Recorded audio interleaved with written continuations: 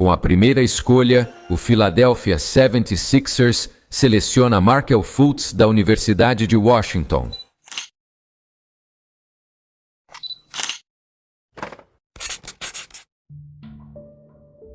Aos 26 anos, a carreira de Markelle Fultz pode já ter acabado. Mesmo que ele seja contratado e volte para a quadra da NBA, talvez com um contrato mínimo, a chance de ele ter um impacto significativo em qualquer equipe é muito baixa. De todas as escolhas número 1 da história moderna, nenhum jogador passou por uma montanha-russa como a que Fultz enfrentou.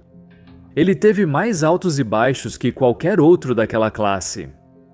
Ainda assim, apesar de todas as lesões trágicas, nós mantivemos aquela mínima possibilidade de que ele ainda tinha aquele potencial monstruoso dentro dele. O potencial que vimos na época da faculdade de um jogador que poderia se tornar o próximo James Harden ou Paul Pierce, com sua astúcia e atleticismo surpreendente. Na verdade, Fultz registrou uma das melhores temporadas de calouro da história da Pac-12. E embora ele não fosse a escolha número 1 por consenso, chegou ao Draft Combine como o melhor prospecto de uma classe incrível. O draft de 2017 ficará marcado na história como um dos melhores de todos os tempos, com já 6 jogadores diferentes selecionados para o All-Star Game, além de um grupo profundo de jogadores de apoio que são peças valiosas em todos os aspectos do jogo. Infelizmente, como a escolha número 1, Markelle Fultz é uma mancha em uma classe que, de outra forma, seria notável. Como vão, pessoal? Andy Hoops aqui, e hoje, neste vídeo, vamos dar uma olhada no prospecto mais intrigante e, ao mesmo tempo, mais triste da história moderna da NBA. Ter um cara como esse, que ofensivamente não tem nenhuma falha em seu jogo, é incrível. Ele é um pontuador multidimensional. Ele consegue mudar de velocidade, mudar de direção, ele tem 1,93 m. Ele tem uma envergadura de 2,08 m. Antes mesmo de Markelle Fultz pisar em uma quadra da NBA, seu nome já estava estampado em todas as manchetes por causa de um dos fenômenos mais raros do dia do draft, a troca da escolha número 1.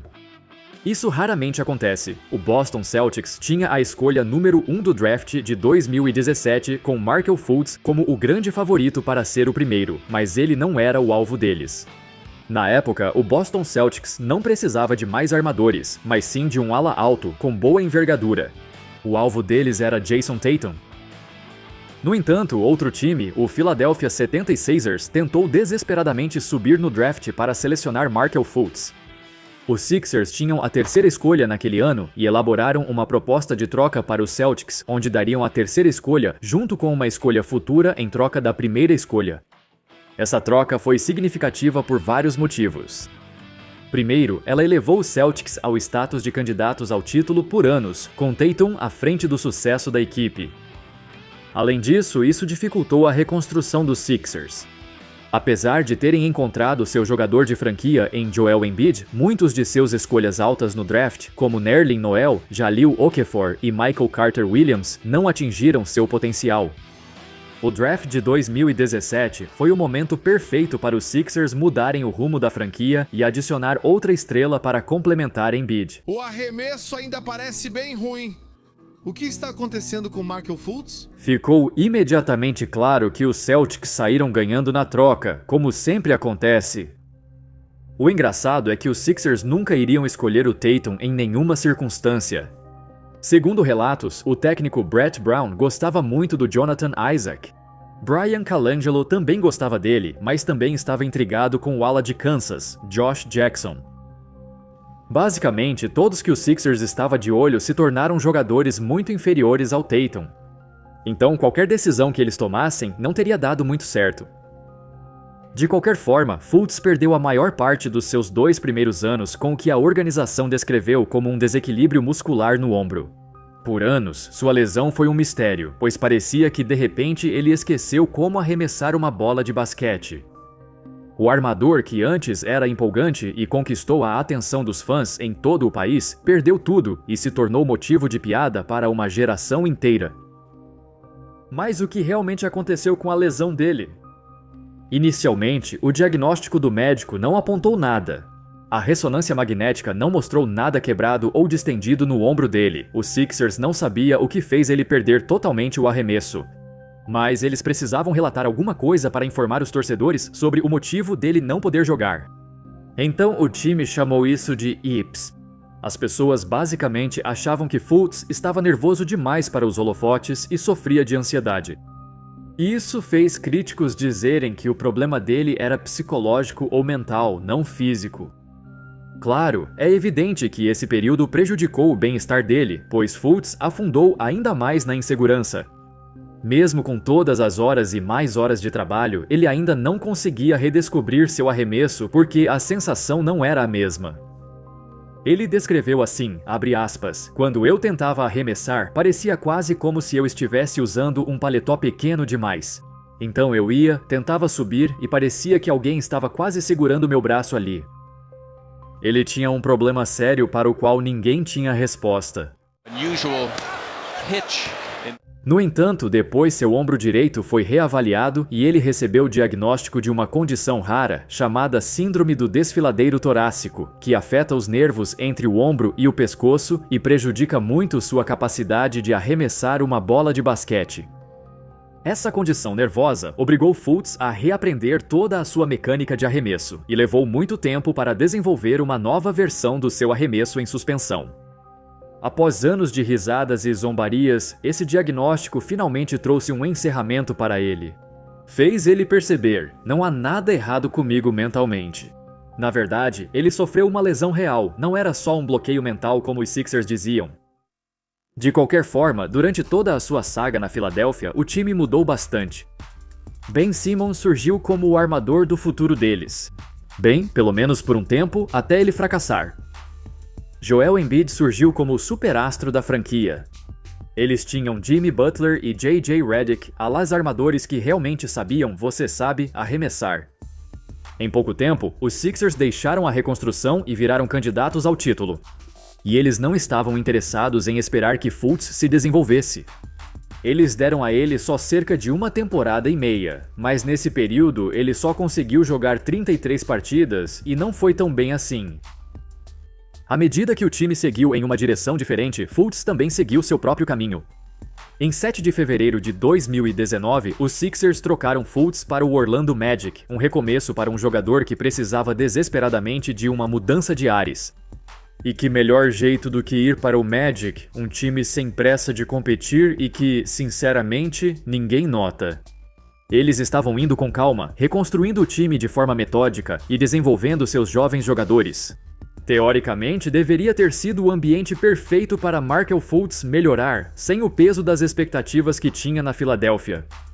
Sem mais sentir a pressão de competir imediatamente, Fultz desenvolveu todos os aspectos do seu jogo em Orlando. Ele jogou 72 dos 73 jogos totais na temporada encurtada pela Covid, um feito que ninguém achava que ele conseguiria realizar depois de tudo o que passou. Tudo sobre seu primeiro ano em Orlando foi um sucesso. Ele teve vários jogos com mais de 20 pontos, outros com dígitos duplos em assistências e partidas em que estava pegando fogo nos arremessos. Meu Deus do céu! E outros jogos em que ele parecia imparável atacando a cesta.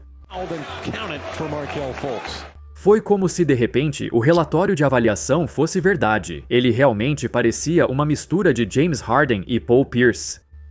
O atleticismo de Fultz era enganoso e sua astúcia ao mudar de ritmo dificultava a antecipação dos defensores. Finalmente, seu grande talento e potencial ilimitado estão totalmente em destaque na NBA.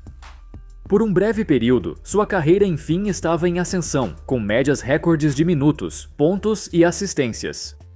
Mais importante, ele se esforçou para recuperar o movimento do braço e criou uma nova forma de arremessar, permitindo que realmente arremessasse. Quando ele começou a acertar arremessos de média distância de todos os lados, foi chocante no início, mas seu time logo se acostumou. Ele teve aproveitamento impressionante de 46% nos arremessos longos de 2 pontos. No geral, seus percentuais fora do garrafão superaram nossas expectativas.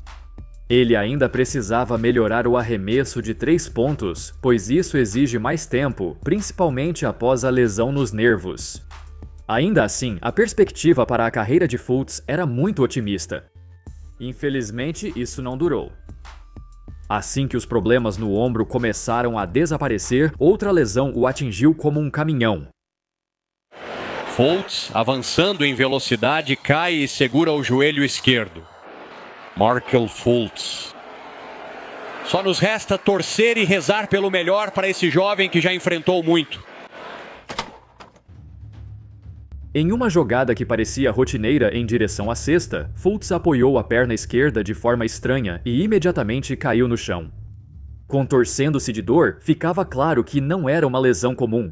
Foi uma ruptura total do ligamento cruzado anterior, uma lesão que o obrigou a ficar fora das quadras pelos próximos 14 meses.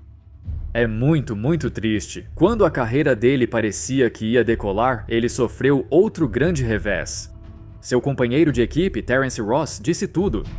Parte o coração ver isso, ainda mais para quem já passou por tanto, voltou e chorava. Fultz estava realmente se divertindo como nunca em quadra, e tudo desabou de repente. O único lado positivo de tudo isso é que um mês antes dessa lesão devastadora, o Magic assinou com ele um contrato de 3 anos por $50 milhões. Vejo isso como positivo para ele, não para a organização. Ele demorou muito mais para se recuperar dessa lesão do que pensávamos, já que perdeu grande parte das 2 temporadas seguintes. Felizmente, a incansável ética de trabalho de Fultz garantiu mais um ano de destaque. Após tanto tempo de recuperação, ele simplesmente não desiste. Ele voltou muito forte na temporada 2022-2023, onde mais uma vez atingiu os melhores números da carreira em todas as estatísticas. Ele foi fenomenal naquele ano e realmente parecia o armador da franquia que pode crescer ao lado de Paolo Banchero e Franz Wagner. Poucos assistiram ao Magic naquele ano, então o retorno de Fultz não teve grande destaque. Mesmo após quase 2 anos afastado, ele parecia melhor do que nunca. É basicamente assim quando você joga no Magic. Poucos prestavam atenção em você, então as oscilações dele no time eram quase desconhecidas do público. E assim, o Magic estava em uma encruzilhada. Eles poderiam manter Markel e assinar um novo contrato com ele, ou simplesmente seguir em frente, devido ao risco de todas as suas lesões. Por um tempo, o Magic procurou um armador substituto, já que não tinha certeza se Fultz seria confiável daqui pra frente. Mas os torcedores tinham fé. Fultz acreditava que podia evoluir e atingir o nível que sempre sonhou. Já fui um jogador sem destaque que batalhou até o topo e também já fui o melhor, a primeira escolha do draft. Tenho orgulho de ser um daqueles caras que nunca vai desistir e nunca vai se entregar. Essa mentalidade levou ele tão longe, mas até onde a mente dele ainda pode levar o corpo dele? Assim como em todos os outros momentos da carreira dele, sempre, e eu quero dizer sempre, há outro contratempo. Fultz entrou na temporada 2023-2024 com grandes expectativas para si mesmo, mas acabou sendo colocado na lista de inativos por um longo período. Ninguém sabia o que havia de errado com ele. Havia preocupação sobre o retorno de antigos problemas nos nervos, mas o Magic manteve silêncio sobre sua situação. Provavelmente porque tentavam trocá-lo no último ano de contrato. Era claro que, quando ele jogava, havia algo errado. Ele estava bem mais letárgico que no ano anterior. Acontece que, no final da temporada, o time revelou que ele estava lutando contra uma tendinite no joelho esquerdo durante o ano inteiro. Essa tendinite praticamente eliminou o valor que ele tinha no mercado de trocas. Por isso, o Orlando Magic foi discreto. Não podiam deixar outros times saberem dos problemas físicos dele. Normalmente, após uma cirurgia de LCA rompido, a tendinite é um efeito colateral muito comum e é por isso que, mesmo depois de uma cirurgia bem-sucedida, é tão difícil voltar às quadras e jogar com a intensidade do nível da NBA. O Orlando Magic estava hesitante e incerto, e se renovarem com Fultz por um contrato longo e o mesmo problema se repetir? E se ele for só um peso morto no elenco, estariam comprometendo muito dinheiro com um jogador que não é a aposta certa. Não dá para saber se ele conseguiria se recuperar de mais um obstáculo. Avançando para a intertemporada de 2024, ela não tem sido nada gentil com Markel Fultz. Com o Orlando Magic apostando em seus jovens talentos e voltando aos playoffs, Fultz teve muito pouco a ver com isso. Ele perdeu metade da temporada e sua produção caiu muito, pois já não é mais prioridade para o time. Tudo gira em torno da dupla principal deles, Wagner e Banchero, e o time tem armadores mais jovens que não carregam o mesmo peso que Fultz. Me surpreende que Fultz ainda não tenha sido contratado por outro time. De certa forma. Apesar das preocupações com seu histórico de lesões, ele já mostrou que pode contribuir quando saudável. Talvez a história dele ainda não tenha acabado, e quem sabe algum time da NBA possa dar uma chance para ele no futuro. Enfim, é isso, pessoal. A história de Markelle Fultz é de partir o coração.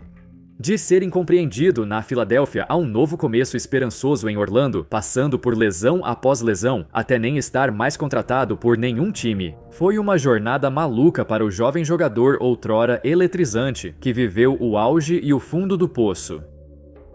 Espero que vocês tenham gostado do vídeo. Me contem o que acharam nos comentários. Muito obrigado por assistirem e, claro, como sempre, nos vemos na próxima. Valeu!